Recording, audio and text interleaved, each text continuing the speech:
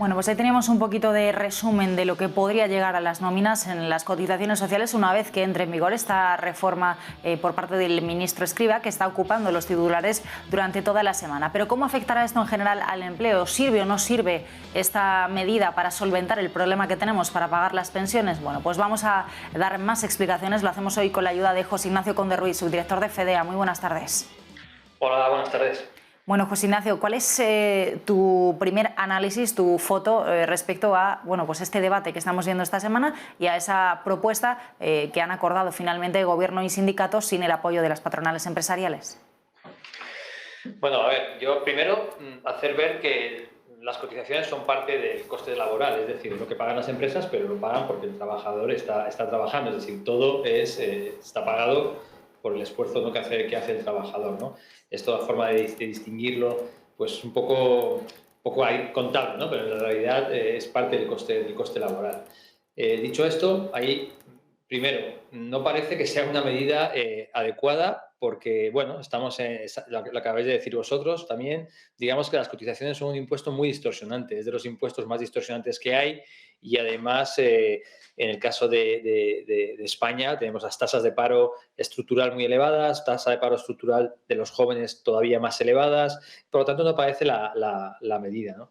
Es cierto que la medida y esto sería un poco como que estás empezando a recorrer un camino que yo creo que no será adecuado para resolver el problema de las pensiones.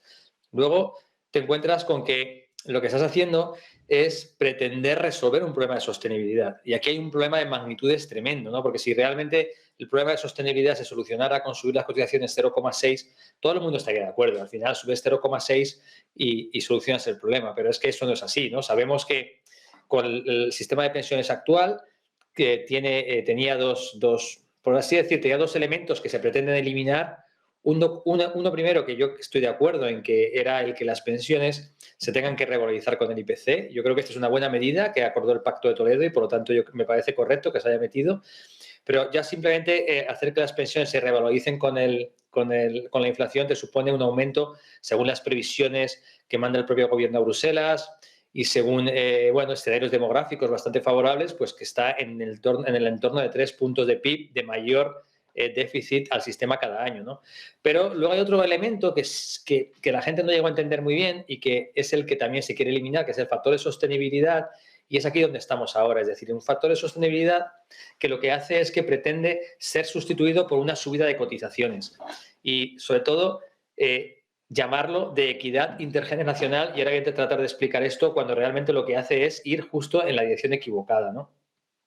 El factor de sostenibilidad, era un factor que si lo eliminas, ya vemos que actualizar las pensiones con el IPC te sube el déficit más de 3 puntos. Si tú eliminas el factor de sostenibilidad, te lo sube en otro punto más. Es decir, el desajuste de todo esto es aproximadamente de 4 puntos de PIB, cuando la medida de subir las cotizaciones 0,6 te está recaudando 2.000 millones. Es decir, estás comparando casi 45.000 millones frente a 2.000 millones. Es que cuando se habla de esta diferencia en estas magnitudes, te das cuenta de que no va a solucionar nada, ¿no? Pero lo que a mí me interesa ahora hacer ver es que se quiere eliminar un factor de sostenibilidad que existe en muchos países y que, desde mi punto de vista, tiene todo el sentido del mundo y era un factor que va un poco en la dirección de descargar la carga que va a suponer las pensiones a las futuras generaciones, porque digamos que este factor de sostenibilidad lo que hacía es lo siguiente.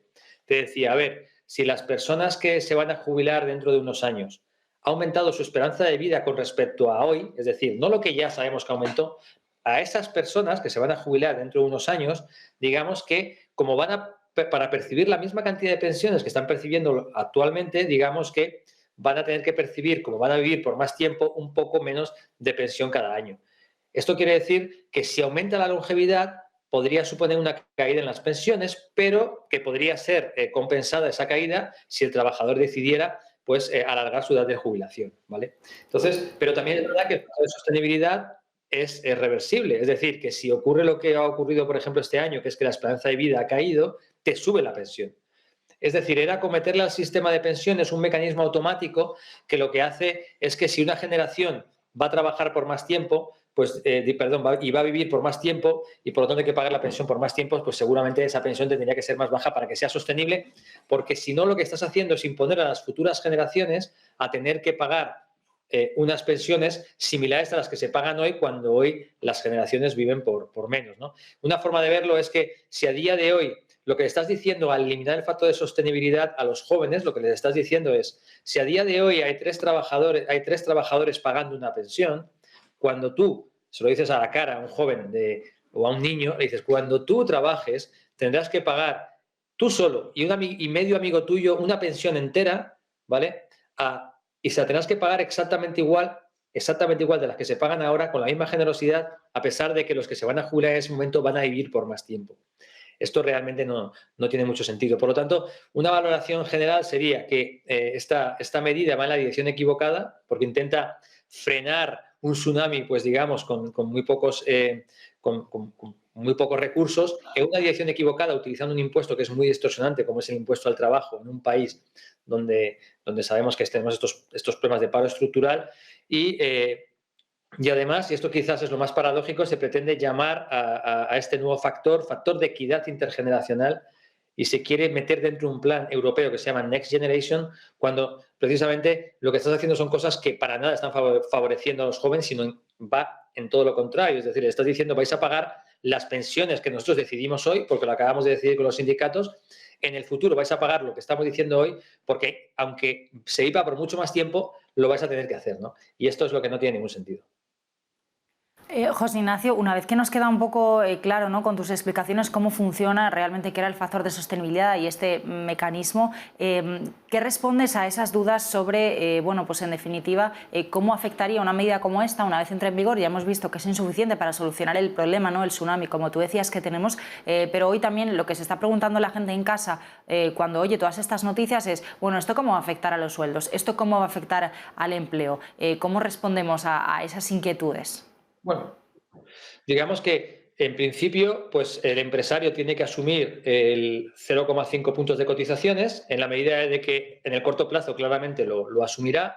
¿Qué ocurre? Y el trabajador asumirá esta parte pequeña, el 0,1. Lo que pasa es que sabemos que esto es en el corto plazo porque no le da tiempo, por así decir, a poder repercutirlo, ¿no? Lo que ocurre es que cuando ese trabajador pida su proyección, la subida de sueldo, etcétera, ya el empresario tratará, en la medida de lo posible, pues que sea al final el trabajador el que acabe pagándolo con un menor sueldo, por así decir, ¿no? Y si no le queda remedio, y si por algún casual pues se lo absorbe entero el empresario, lo va a cargar en los precios y por lo tanto el trabajador cuando acabe comprando, como ha subido más alto los salarios, los costes laborales son más altos, acabará pagando. ¿Qué ocurre? Que la cantidad es tan pequeña que los efectos sobre el empleo, digamos que van a ser muy limitados porque estamos hablando de 0,6 y por lo tanto las magnitudes son bajas. ¿Qué pasa? Que la señal que tú estás emitiendo es que como que vas a recorrer ese camino. Es decir, yo no soy empresario ni lo represento, pero me imagino que lo que más miedo le debe dar a los empresarios es que tú les estés diciendo que este es el camino que vas a recorrer para solucionar las pensiones, que en ningún caso vas a tocar las pensiones y que siempre lo que vas a hacer va a ser subir las cotizaciones. Si estuviéramos hablando de esta situación, estaríamos hablando de que para que el sistema estuviera equilibrado, te requeriría subir las cotizaciones en más de 10 puntos. Esto es inasumible, ¿no? Y sobre todo, eso es un mensaje que tú estarías dando que sería completamente equivocado en un país con esa tasa de paro tan elevada y con un paro estructural tan grande. Pero es que el segundo mensaje que estás dando a los jóvenes es que nos da igual los que seáis, me da igual que seáis uno para pagar una pensión. Aquí las pensiones se van a pagar sí o sí. Y esto es engañarnos a nosotros mismos. ¿Por qué? Porque tú lo tienes que pensar, o sea, alguien piensa que dentro de 20 años un joven se va a levantar por la mañana y lo primero que va a hacer va a ser pagar una pensión entera y luego pagar todo lo demás porque así lo ha decidido el Parlamento de hoy. Esto no va a ocurrir. Esto no va a ocurrir. Por lo tanto, la reforma se va a acabar haciendo. Y por lo tanto, con todo esto que estamos haciendo ahora, de que estamos, pues bueno, estamos intentando hacer, no pasa nada, no hay problema de sostenibilidad, estás metiendo, por así decir, la cabeza debajo del agujero. Con esto de que no estás diciendo la verdad, a lo mejor hay alguien que está pensando, bueno, pues con esto, con un poco de suerte, lo que voy a conseguir es que el sistema pues no se reforme. Pero eso no va a ocurrir, porque el sistema se acaba reformando. Se acaba reformando precisamente para hacerlo pagable por las futuras generaciones. Y entonces lo que tú estás jugando ahora es una reforma más o menos con cierta progresión, con cierta antelación, o una reforma drástica en el último momento con mucho mayor coste, con mucha mayor injusticias, mucho mayor coste social, etcétera, ¿no? Esto es lo que se está debatiendo estos días. Entonces, yo creo que esta es un poco la tristeza, ¿no? Que se pretende siempre ocultar la realidad, hacer unas cuentas bueno, que no responden a los números reales. Y con esto, ¿qué vas a conseguir? Pues nada, que cuando llegue el momento, pues tendrás que hacerlo de una forma mucho más injusta y con un mayor coste social.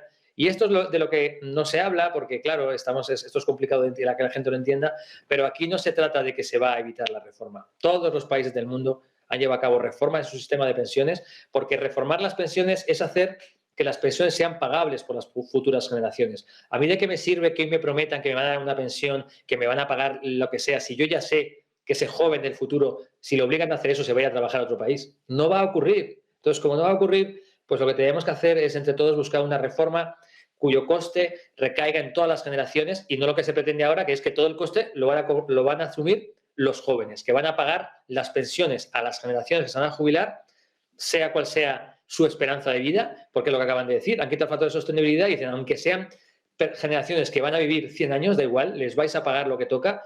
Esto es lo que se pretende ahora mismo, pasar todo el coste a las futuras generaciones. Esto no, como no va a ocurrir, pues anticipémonos a esto que no va a ocurrir y hagamos una reforma consensuada, porque si no, al final acabaremos teniendo una reforma drástica, sin tiempo de reacción y con un mayor coste social. José Ignacio, ya sé que es pedirte mucho, ¿no?, en este punto, pero ¿de qué manera podríamos hacer esa reforma, ¿no?, de las pensiones para adaptarlas a esa nueva realidad demográfica, como tú dices, con ese equilibrio entre generaciones y bueno, entre trabajadores y personas jubiladas realmente? ¿Qué pistas podrías darnos? Porque claro, esto está causando social, política y económicamente mucha incertidumbre y mucho debate. Vamos a ver, yo creo que la reforma que se tendría que anunciar sería una reforma en la que primero se dijera que a los actuales jubilados, a los que ya están jubilados, su pensión no se les va a tocar, porque eso es muy injusto. Es decir, son personas que ya no tienen capacidad de reacción, son personas que ya, pues digamos que no pueden volver a trabajar otra vez y si les bajas la pensión, ellos tenían planificada su vida y por lo tanto la reforma debería respetar a los actuales jubilados, por un lado. Por otro lado, deberías decir, bueno, para los que se van a jubilar dentro de 10 años, 15 años, claro, cuanto más retrasemos, vas a meter una reforma que va a empezar a aplicar más cerca de la jubilación y más injusta va a ser.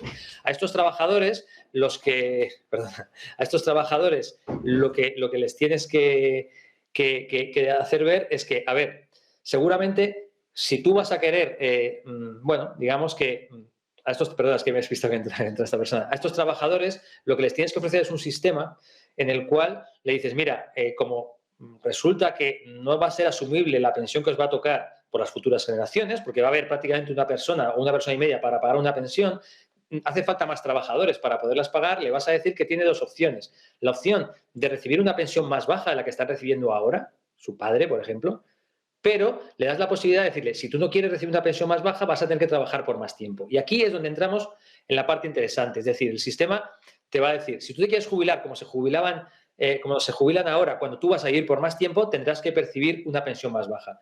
Pero le dices, tienes la posibilidad de que esto no ocurra si así lo deseas. Es decir, puedes trabajar por más tiempo para que al trabajar y cotizar más tengas una pensión un poco más alta. Pero tiene que tener tres características, que es de lo que tendríamos que estar hablando. Primero, no todo el mundo tiene la misma salud y por lo tanto es verdad que cuando estamos hablando de que se vive más en media, pues se vive más en media, pero hay gente que tiene peor salud que otra y por lo tanto los que tienen peor salud seguramente tendrían que tener un sistema, no tendrían que ver esta penalización en su caída de la pensión porque no tienen esa capacidad para poder trabajar más.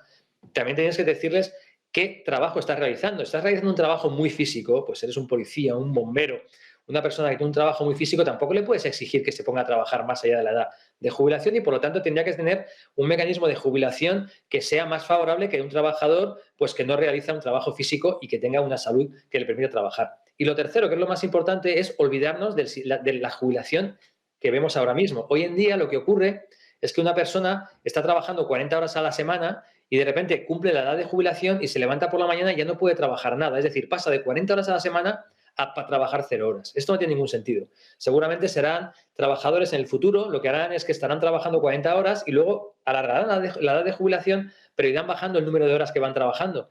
De tal forma que percibirán una parte del salario y percibirán también una parte de la pensión para que será una salida, por así decir, mucho más gradual del mercado laboral. Y por último, que es lo que más cuesta entender a la gente, porque si tú dices, oye, que tienes que trabajar más tiempo, enseguida te van a decir, ya, pero ¿cómo me dices esto? Ahora es muy difícil, una persona mayor casi la despiden. Porque claro, nos estamos poniendo en el mundo de hoy. Pero si el mundo del futuro es como el de hoy, donde hay 3 trabajadores por cada jubilado, no estaríamos hablando de un problema de las pensiones. Nos tenemos que ir al futuro. Es difícil irte al futuro, pero el futuro, y precisamente es por esto que hay problemas con las pensiones, es que va a haber muy poca gente en edad de trabajar. Entonces, será mucho más fácil para estos trabajadores mayores poder aprovechar su talento. Es decir, probablemente algunos no querrán y se irán a jubilarse según lo que hayan ahorrado, según bueno, su ocio, pero otros tendrán que trabajar, pero será un trabajo que no será jornada completa, será de forma gradual y percibiendo la pensión al mismo tiempo.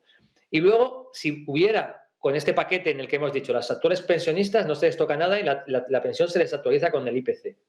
A los que se van a jubilar en el futuro, les vamos a permitir un esquema que les vamos a bajar la pensión, pero le vamos a dar la posibilidad con estos esquemas flexibles para poder trabajar por más tiempo y evitar que la pensión caiga.